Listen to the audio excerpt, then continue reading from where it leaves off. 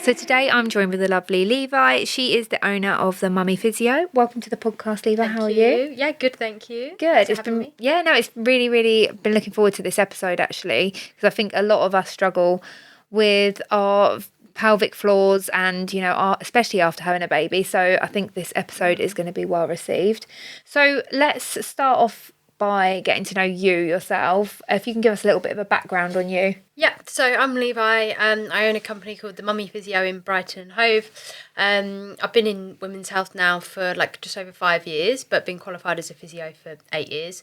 I've been working across a few different things over the years, but then I've really specialised in women's health and really passionate about postnatal women and women in pregnancy, and just going through all of their life phases, and it's just one of those things that we just don't speak about, so it's such a nice thing to work in and just help people with such kind of vulnerable problems. Yeah, definitely. And are you actually from Brighton yourself? No, so I'm from the Midlands, and then I studied in Brighton, and that was in 2014, so I've been 10 years of coming down to Brighton, and then I've lived away and worked in Australia and worked overseas in Switzerland, and then I've always come back here. Yeah. So, and this is the place I wanted my business, and I was like, this is it. Yeah, I feel like you've got a good community down in Brighton that would definitely love this. So for people that don't know what a pelvic floor physiotherapist is, could you just give us a little bit of a description on that? Yeah, so pelvic floor physio, we're specialising in the pelvic floor, but also anything around the pelvic region. So we'll look at anything from your back to your pelvic floor. This might be problems with your bladder or your bowel, or maybe problems with intercourse and things like that. But we try to also look at you as a whole person holistically. So we're not just looking at the pelvic floor, because quite often pelvic floor physiotherapy used to just be that, whereas we're trying to really look at your whole body now. But we've taken specialist training to do that on top of normal physio training. And where are you actually based at the moment? So I'm based mobilely all around East Sussex, and so Brighton and Hove and then surrounding areas, and then I'm based at the Montifiore in Hove, so I have private space there. And so how does it work for somebody that wanted to book in with you? Would they have an initial consultation and then regular visits, or is it a one visit? How does it work? So it depends on the problem. So people might just come for a postnatal check and have a mummy MOT or a postnatal check or a physiotherapy assessment, and then they might not have that many concerns, and they might just want reassurance, some exercises, and then they can just get on themselves. And obviously some people might have more complex births, and then we might need to do a few sessions, which could take up to 6 months. So we might only see you every 2 or 3 weeks, and then we might see you every month. It's very dependent on what the problem is. Mm-hmm. And what made you this passionate about going into this industry, do you think? So because I'd worked in a few things, I'd worked in respiratory, I'd worked a bit in neurology, and then I worked as a MSK physio, so muscles, bones, joints, all that kind of stuff. And I was quite good at MSK, but I just felt that when I got to pelvic health, they people were more appreciative of what the results were, because it affects them so much more when you've got a baby, if it's something that you wouldn't really speak to anyone else about. So I just found that this type of physio, you just get a lot more benefit from it, and a lot more satisfaction with your job, for sure. Definitely. I think as a mum myself and my friends, it's that private joke, which is, I think this is what's normalised. People think that this is normal when you're oh, I can't hold my wee, or no, I better not jump, or things like that, as if because you're going to wet yourself, and people make that into a joke, which has made it more normalised, so people don't think that that's a big thing, but I know full well that is, and that isn't normal to be wetting yourself. So can we talk a little bit about after you have a baby? Do you recommend that we have a mummy MOT after every baby? How does it work? Yeah, so I mean, really, common, like you say, people just say, oh, you've had a baby, it's normal. And even medical professionals might even say that to you when you go in. Say a GP might say, it's normal, you've had a baby, but it's not normal, it's just become normalised, like you say. So a postnatal check, I would advise everyone have that.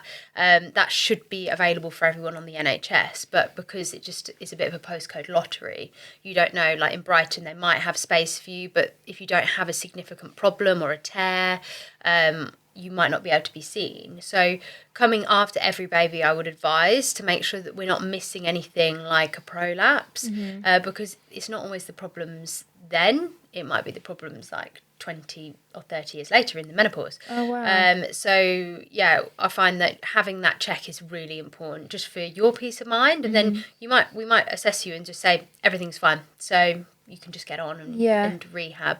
But starting pelvic floors early and making sure you're doing the right pelvic floor contraction. Yeah. So seeing physio is really helpful for that, because we can actually tell you. Whereas if you leave the maternity ward and you've got a new baby, you're trying to feed, you're doing all these things, you don't even know where your pelvic floor is, do you? No, You're just no. thinking about getting home. Yeah. So it's, we could see you 6 weeks after, or we could see you 6 months after, but getting that check is important.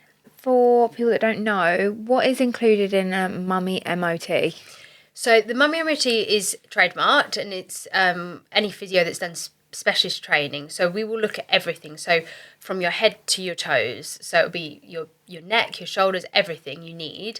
And then it will include the specialist pelvic floor check. So an internal examination, if you consent to it, where we would feel inside into the muscles and let you know if there's any prolapse and things like that.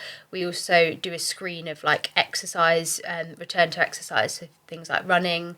And then, we just give you a graded return. So you'd probably have a follow-up if you wanted to get back to running, for instance, because if you saw me at 6 weeks, you probably wouldn't be ready to run then. But maybe in 12 weeks you would, and we'd give you that plan. So that would sort of come in place with the the 6 week check that you have after you have a baby. You'd recommend it to be done similar sort of timings. Yeah, similar time. Obviously, depending on what's going on with your life and your baby, you might find that 6 weeks for you is just way too early, and you might want to come at 10 weeks. But if you want to get back to things, then the earlier you can come, the better. But we say from a minimum of 6 weeks, so you've stopped bleeding, and so you've had that time to heal. Yeah. Okay.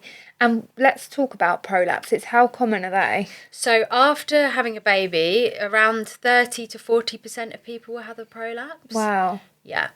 And I mean, I've had a question come through from a listener, and they've said that they get the heaviness, but they can't see anything there. Yeah. Could that still be a prolapse? Yeah, so prolapse can be like the heaviness, which is quite a classic telltale sign. And just going back to that, like the percentage of people that have it, a lot of people have prolapse and will not know. So if we looked at every female across, nationally, half of those people probably have prolapse, but maybe only 20 or 30% will be coming to the doctor and saying, I've got this feeling. But quite often it'll be like heaviness. You could have incontinence with it, so you could be leaking urine with the prolapse. It could be pain with intercourse. They're the main kind of symptoms. So can you talk through the actual services you provide? So I know obviously you cover postnatally, but I did see that you treat endometriosis and other conditions. So can you tell us a little bit more about the conditions that you do treat? Yeah, so I treat like specific pregnancy related conditions. So people that might have pelvic girdle pain and sort of pain around the pelvis and the back. So I'll give people like specific treatment, like exercises, maybe manual treatment as well that can help. So all of those conditions. Then obviously the postnatal stuff that we've discussed about mummy MOT. And then I treat a lot of people in the menopause. So a lot more with like prolapse and if people have pain with intercourse. So we can look at that. And that kind of ties in towards the endometriosis. So people that might have chronic pelvic pain, where I might do sort of release with them. And we'll also look at lots of things that aren't just generic physio, like mindfulness. We work with psychologists, and obviously because looking at the whole mind as well as the body is kind of what we do. Yeah. That might include treatments like acupuncture and things like exercise. So yeah, there's loads of stuff we can do. So what sort of exercises is it? Is it more like Kegels or? So for things like endometriosis, we might look at like down training the pelvic floor. So obviously do a lot of talking about squeezing your pelvic floor, right? But with things like endometriosis, we might need to get you to do lots of relaxation. So doing the pelvic floor, but focusing on the relaxation. We can use special like devices to show if you are relaxing and give you like biofeedback, so you can see, oh, I am relaxing now. And we can get really good results with that. I asked because I've got endometriosis and a lot of the listeners have. So like last year we done an episode actually on endo, and then I done the half marathon and raised money for it. So that would be really important for our listeners, as well as obviously postnatal.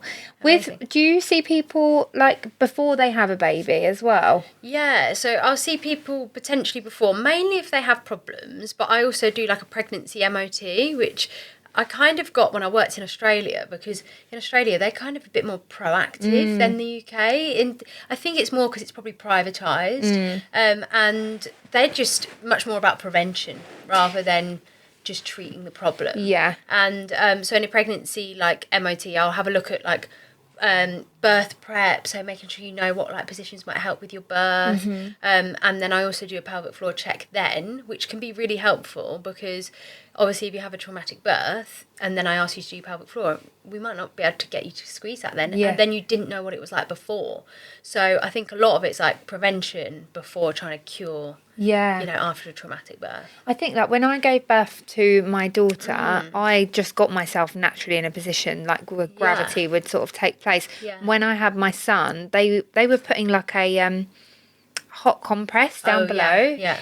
Do you see more of that sort of thing going on? Because that's the prevention, apparently. Yeah, I mean, that is good. Like, I mean, that should reduce the likelihood of tearing. So we should be getting that. But again, it just depends on staffing levels and, with the NHS at the moment, depends what they can provide. Yeah. But that definitely helps. And, doing things like perineal massage, and that's the kind of thing, like in physio, we would coach you through a bit more. Because sometimes, the midwives don't always have time for that. To do an in-depth chat with that. Yeah, going back to what you said about Australia, I remember watching One Born Every Minute in Australia, and they just seem like they've got the best setup. So what made you come back? So I just came back because out there I had to be like on a supervised license in Australia. Oh, okay. And I wanted to have a business. Yeah. And that's what kind of just pulled me back in the end, and it was just so far. But otherwise, if I could have this and my family, like I probably would have stayed there.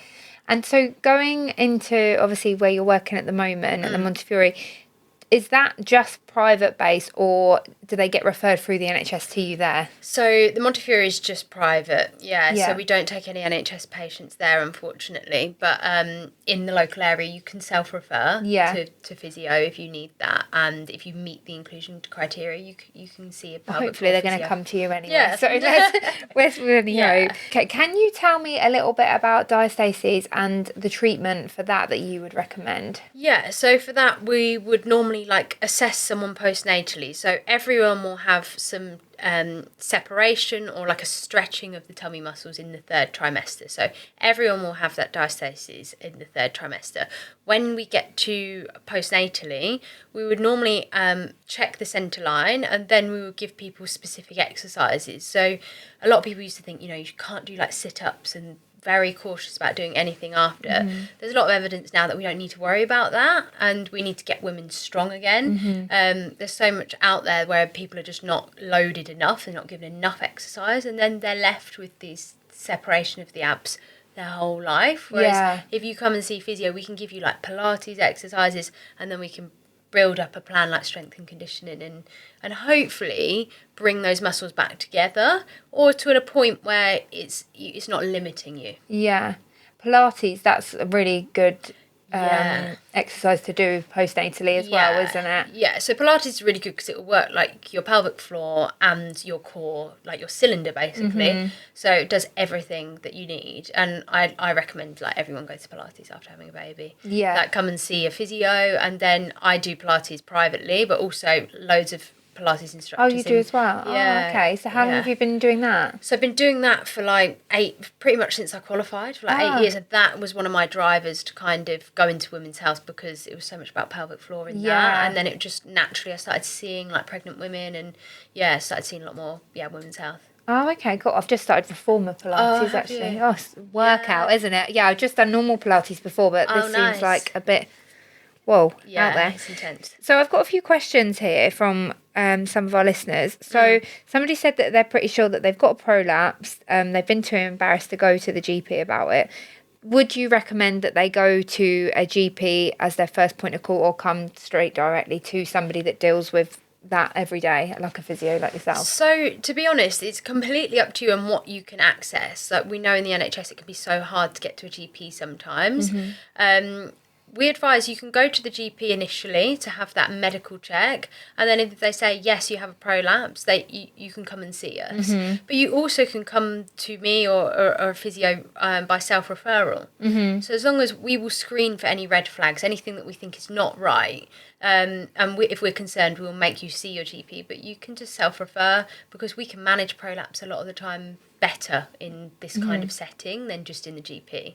See, I didn't realise that. I don't know if other people are, but I always thought prolapse would mean an operation. I've got family history. I guess back in the day, I'm talking like my nan, my auntie, they've had to have operations on prolapses. Prolapse, yeah. They were like put in like a cage almost. Is that still the...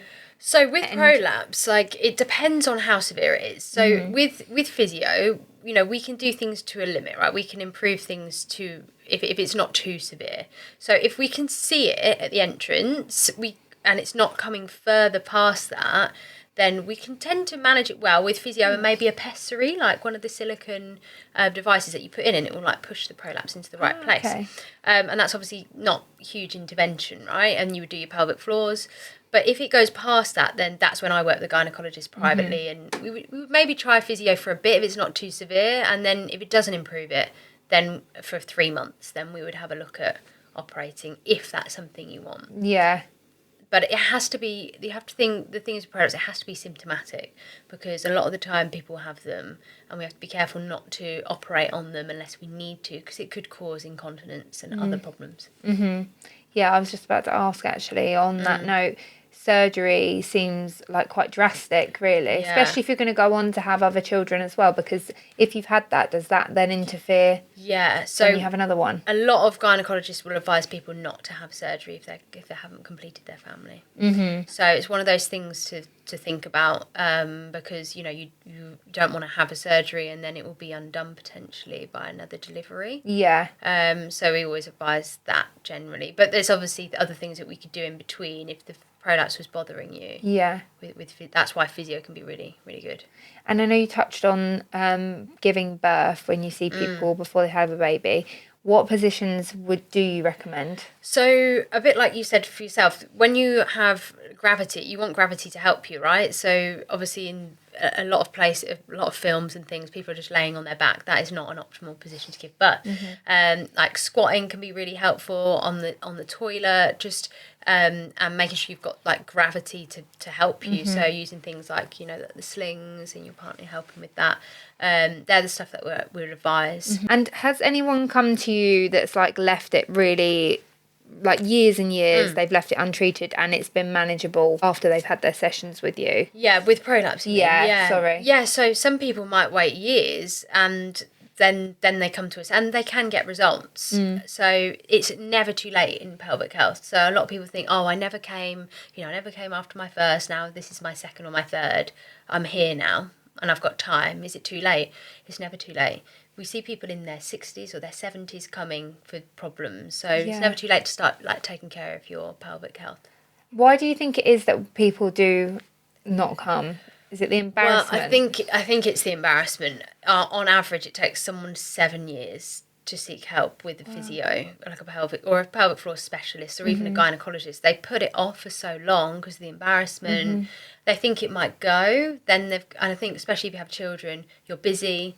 You're then busy going back to work, maybe, and your priority of you is just at the bottom of the pile. Wow. And then people think, oh, now my child's at school, I think now, oh, actually I do have prolapse. And touching on what you said with pain during sex, what is the root cause of that usually? So there can be loads of problems, like talking post-natally. If you're breastfeeding, you'll be de-estrogenized, so a lot of people might go after having a baby and complain like, oh, I've got pain with intercourse now, and there's loads of things we can do for that, like give people topical moisturizers, and even topical estrogen is safe for women, and that can be a cause, so dryness of the vagina, and it's not always like really obvious. A lot of people think, oh, I've got, you know, a dry vagina, am I really old? You know, it happens, you know, after having a baby, or at any point, you know, after our 30s, everything, you know, gets dry. You wouldn't expect everything to stay the same as when you were young. So it's one of those things that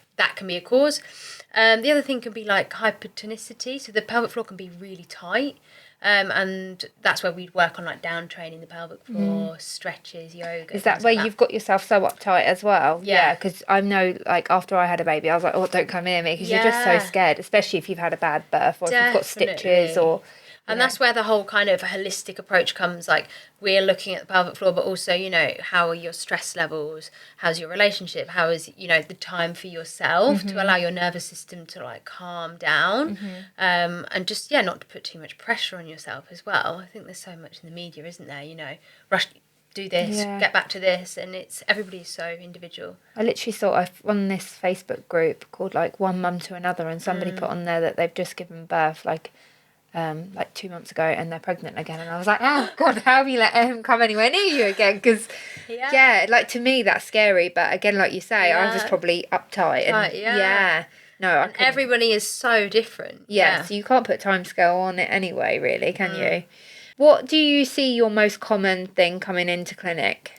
Probably prolapse, to be honest. Yeah. And loads of people just coming in and, you know, asking that question. I think I've got something there. I think there's a prolapse there.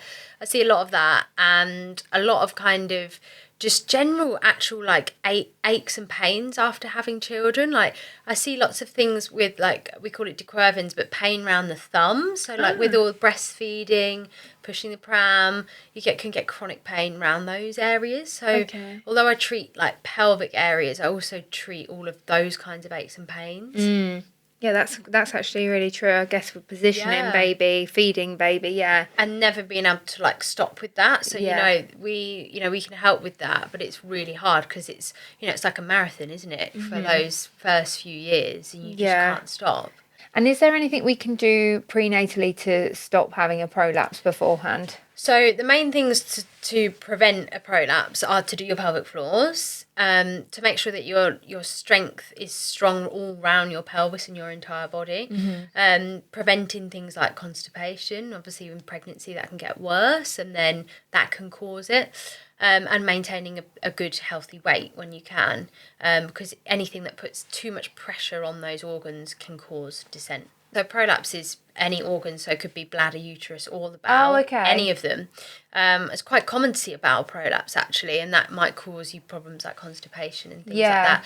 But I can help with all of those. Oh, okay. Like, to get into that industry is quite intense, I think. From, like, I don't know. I've had children, and even I've been at my friend's birth, but because I think, as we said about going to, like, a GP, they're very, I mean, they're great on the NHS, but they're very in and out. You don't really get that time, do you? Yeah. So can you tell us the benefits of actually going private with you guys? Yeah, so my initial assessment is an hour, and I think everyone actually needs that, because we're talking about things that are really personal to you, and we need to talk about your past medical history, and then by the time you've left that appointment, you should have a clear diagnosis and a plan of what we're going to do to help that, and that will just give you so much more, like, structure on how you're going to improve what's going on.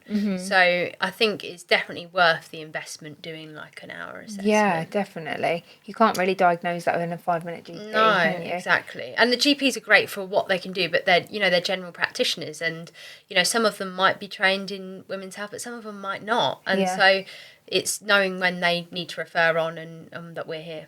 Do you find people are coming...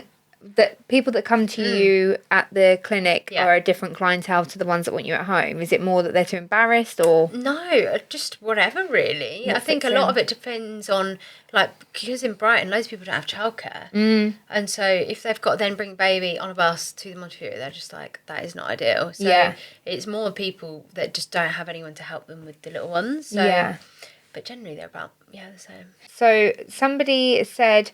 I've had the mummy MOT, but I also now still feel like I've got the heaviness.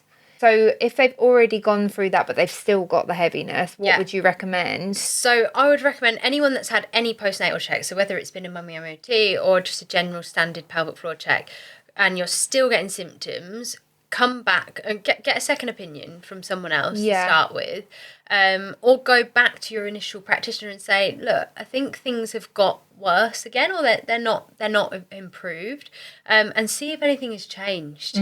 Because with prolapse, it's quite often we call it a bit like a roller coaster, because they it will go down sometimes, you might not feel it, and then you might have a really stressful time, you don't do your pelvic floor, you might put on weight, you might do some things that aggravate you, and then it might come back a bit, and then it should go again. But it might be that we could try something else, like a pessary, so one of those devices that you put in to push the organ up, and that can be really good for heaviness if it's done correctly. And that can be done with me privately or with a gynecologist. Somebody said, I've got a vaginal prolapse, it's put me off having sex with my husband. Is this still safe to do? Yeah, so having sex with a prolapse is completely safe. Most men don't even notice, because the tissues down there all feel the same. Yeah. They're soft, like squidgy tissues. So it's completely safe. If anything, having sex with a prolapse, if it doesn't cause you pain, it's fine. Sex is going to help your pelvic organs work. Going back to the heaviness, I've had that since I don't know if this is to do with endo, but I get that heaviness whenever I'm on my period all the time. Yeah. Like literally feels like something's hanging there. Like it's been like that since way before I had children. Is that quite a common? That's really common with endo. Yeah. And just where you've had that chronic pain there for a long time, it's hard for us to, even once you might deal with the endometriosis, you might still have some symptoms. Yeah. Because you've had it for so long that your body is actually already still giving you that pain. Yeah, okay. So I know we obviously touched on the prenatal checks with you guys. Yeah. How important is that, having a baby? Yeah, so I think like the prenatal information that you get is one of the most vital, because that's the time where you can take it in, especially if it's your first child. So learning what your pelvic floor is and how to do it is really important. And a good analogy, I think, is that when someone trains for instance, the marathon, they would go and see a physio. They might have like a screening of their whole body and work out how things are moving. They might have a massage to like get their body ready, and they might speak to the masseuse and calm them down.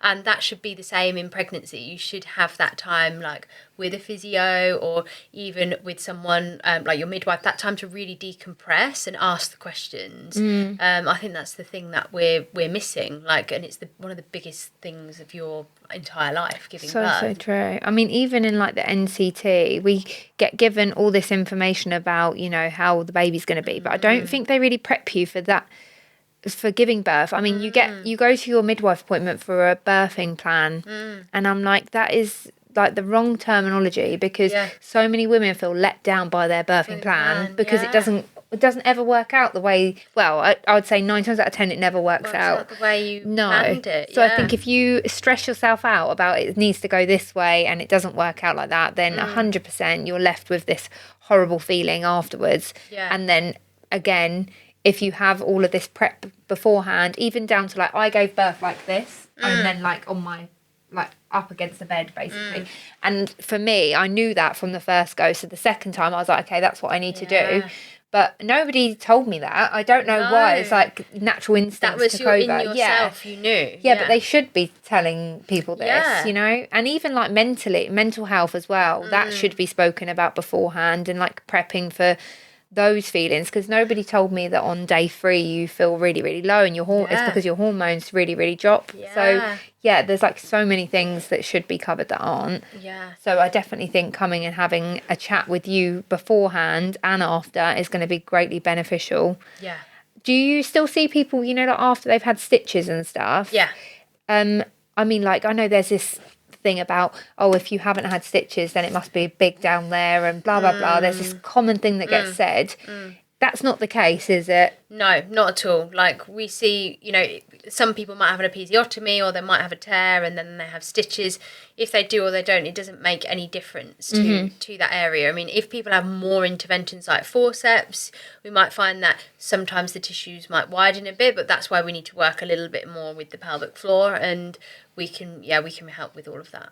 So, Levi, do you want to let everyone know where they can find you if they want to book in, or if I know you've got quite a lot of resources on your Instagram, haven't you? Yeah. So if you want to book for my face-to-face clinic, that's at the Montifiore in Hove, and there's a link in my Instagram there, so you can book directly there. And then if you want to book for home visits, you just go onto my website, onto the form, and then you can select and just tell me an appointment time, and I can come to you. Perfect. And her handle is at the Mummy Physio if you want to find her, and www.themummyphysio.co.